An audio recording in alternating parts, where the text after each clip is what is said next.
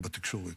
וזה המצב האמיתי. אני רוצה להגיד לך עוד משהו שכדאי שתדעי, זה חשוב. אם אנחנו כבר פה, אספר לכם, כיוון שאנחנו לא רק הולכים לצאת ראשונים מהקורונה, בדרכון הירוק הפנטסטי הזה, שאני מקווה שכולם ילכו להתחסן, ה-570,000 תלכו להתחסן, אבל הולך להיות משהו נוסף.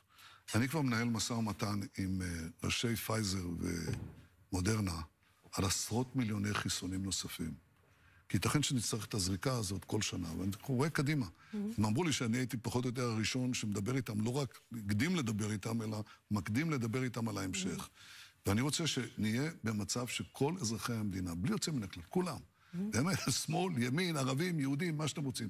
אני רוצה שהם גם יצאו להתחסן, אבל אני גם רוצה שיהיה להם את החיסונים בהמשך, ואני מדבר כרגע עם מנכ"ל פייזר ומנכ"ל מודרנה על הקמת 2 מפעלים במדינת ישראל, שיהפכו אותנו למרכז עולמי למאבק בקורונה.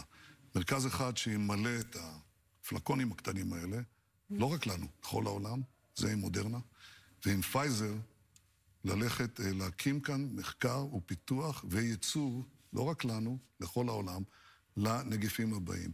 אני חושב שמה שאנחנו עושים פה זה דבר אדיר, אבל עדיין אני מבקש מהאנשים.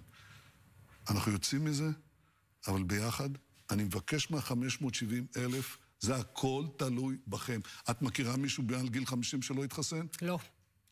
מישהו מכיר? אנחנו אומרים לכולם ללכת להתחסן. אתם שומעים אותי עכשיו, תלכו לאנשים האלה, תגידו להם, לכו להתחסן, גם בשביל עצמכם, אבל גם בשביל כולנו. כי אז באמת גמרנו עם המחלה.